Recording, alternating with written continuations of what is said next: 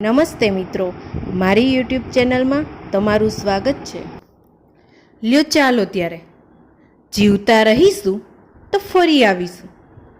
ભાડાની ઓરડીને તાળું વાસતા કાનજી મનોમન બબડ્યો.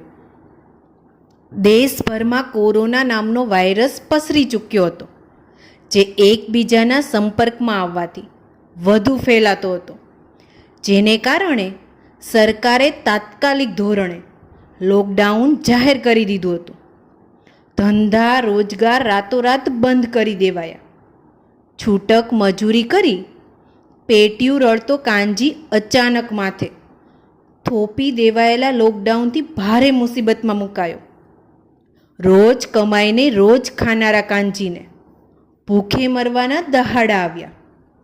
સરકારે તેના જેવા શ્રમિકો માટે ભોજનની વ્યવસ્થા તો કરી હતી, પરંતુ તે માટે લાંબી લાઈનમાં ઊભું રહેવું પડતું. કાનજી ગરીબ જરૂર હતો, પણ આમ ભિખારીની જેમ લાઈનમાં ઊભા રહેવાથી તેના સ્વમાનને ઠેસ પહોંચતી. પણ એમ કર્યા સિવાય તેની પાસે બીજો કોઈ છૂટકો ન હતો. પોતાની ભૂખ ભાંગવાની સાથે સાથે પત્ની અને નાના બાળકનું પેટ ભરવાની જવાબદારી પણ એના જ સિરે હતી. થોડાક દિવસ તો જેમ તેમ કરી કાઢી નાખ્યા, પણ છેવટે તેની ધીરજ ખૂટી પડી. તેને વતનની યાદ આવી. પોતાનું ગામ, ખેતર, કુટુંબ સાંભળી આવ્યા. હવે તો વતન પહોંચે જ છૂટકો એણે નક્કી કરી લીધું. પરંતુ વતન પહોંચવું કઈ રીતે? બસ અને ટ્રેન સેવા તો બંધ કરી દેવામાં આવી હતી. પોતાની પાસે સાયકલ સિવાય બીજું કોઈ સાધન પણ નહોતું. તેના જેવા જ કેટલાક શ્રમિકો પગપાળા પોતાને વતન જઈ રહ્યા હતા, પરંતુ કાનજી માટે એ શક્ય ન હતું.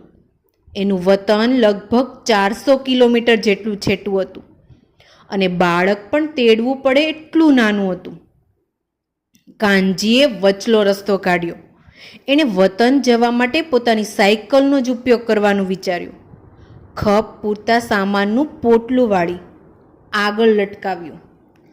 પત્નીને ખોળામાં છોરું લઈ પાછળ બેસાડી. એટલું બધું હંકારાશે તમારાથી? એ પણ 2 જણાનો ભાર ખેંચીને? કાનજીની પત્નીએ નરમ અવાજે પૂછ્યું. થાક લાગે તો થોડીવાર રોકાઈ જશું. હવે જાજુ વિચારવું નથી.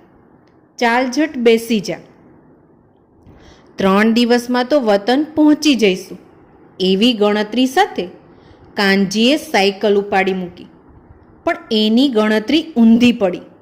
સરકારના આદેશ અનુસાર રાજ્યના તમામ મુખ્ય રસ્તાઓ પર અવરજવર બંધ કરી દેવામાં આવી હતી. સજ્જડ કરફ્યુ લાદી દેવામાં આવ્યો હતો. પરંતુ કોઈ પણ હિસાબે વતન પહોંચવાની જીદે ચડેલો કાનજી એમ પાછો વળે એમ ન હતો. એ મુખ્ય માર્ગો છોડી કાચા અને સાંકડા રસ્તે લપાઈને ધીરે ધીરે આગળ વધતો રહ્યો. પણ એથી એનું અંતર ખૂબ વધી ગયું અને દિવસો પણ લંબાઈ ગયા. પરિણામ સ્વરૂપ 3 દિવસને અંતે માત્ર અડધું જ અંતર કપાયું.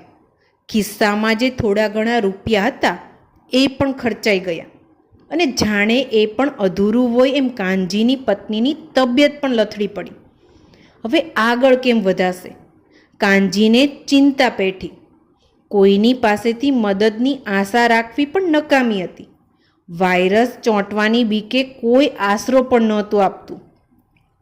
કોઈ સામું જોવા કે વાત કરવા પણ તૈયાર નહોતું. રસ્તામાં જે ગામ આવતું બધા જાકારો જાપતા. જોજે ભાઈ, અડતો નહીં હો, આગો રહી વાત કર. અલ્યાભાઈ, જ્યાં હતો ત્યાં જ રહેવાય ને, આમ ક્યાં હાલી નીકળ્યા છો? તારા જવાને લીધે જ બીમારીઓ ફેલાય છે. સાંભળીને કાનજીના કાન પાકી ગયા. કોઈકે હળધૂત કર્યા તો વળી કોઈકે વણમાંગી સલાહો આપી. ત્રીજી રાતે થાકી કરીને એક ઝાડ નીચે રાતવાસ તો કરી રહેલા કાનજીને કાને કોઈકનો કડક અને ધમકી ભર્યો અવાજ અથડાયો. ઓય, અહીંયા શું કરે છે? લાવ, જે કંઈ રોકડ કે દાગીના હોય આપી દે. ખબરદાર, જો સહેજ પણ અવાજ કર્યો છે તો. આ છરી તારી સગી નહીં હોય. કાનજી ફફડી ઉઠ્યો. નજર સામે મજબૂત બાંધાના અને બિહામણા ભાસતા બે લૂંટારુઓ ઊભા હતા, જેમાંથી એકના હાથમાં ખુલ્લી છરી હતી.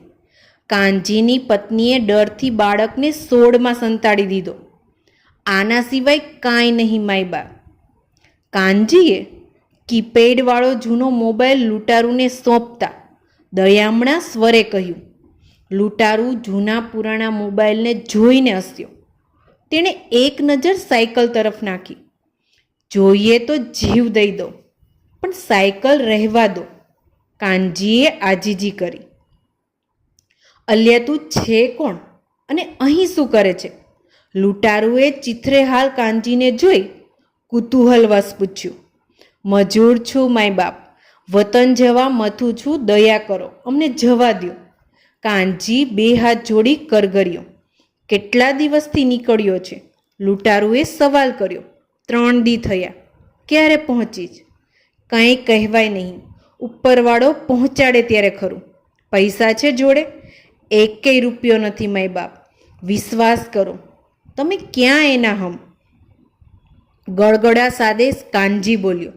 એની આંખોમાં જળજળી આવી ગયા. બંને લૂંટારુએ એકબીજાની સામે જોયું. ચહેરા પરના હાવભાવ બદલાયા. ક્રૂરતા જાણે પીગળી પડી.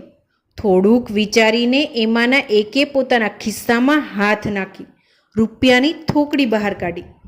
લે આ પકડ. કાનજીના હાથમાં રૂપિયાની થોકડી દબાવતા એ બોલ્યો. જા પહોંચી જા તારા વતન. બંને લૂંટારુઓ ચાલ્યા ગયા. ડઘાઈ ગયેલો કાનજી ઘડીક હાથમાં રહેલી રૂપિયાની થોકડીને તો ઘડીક જઈ રહેલા લૂંટારુઓની પીઠને અચરજ ભરી નજરે તાકતો રહ્યો. થોડી કળ વળતા એણે રૂપિયા ગણી જોયા. પૂરા 5000 થયા. એણે મનોમન ઈશ્વરનો પાડ માન્યો. લૂંટારુઓ તરફથી મળેલી મદદ થકી આખરે કાનજી વતન પહોંચવામાં સફળ રહ્યો. કાનજીએ ગામ આખામાં આ અકલ્પનીય કિસ્સો કહી સંભળાવ્યો. જીવનમાં પહેલીવાર બધાઈને મોઢે કોઈ લૂંટ કરનારા માટે આશીર્વાદ રૂપી શબ્દો સરવા માંડ્યા.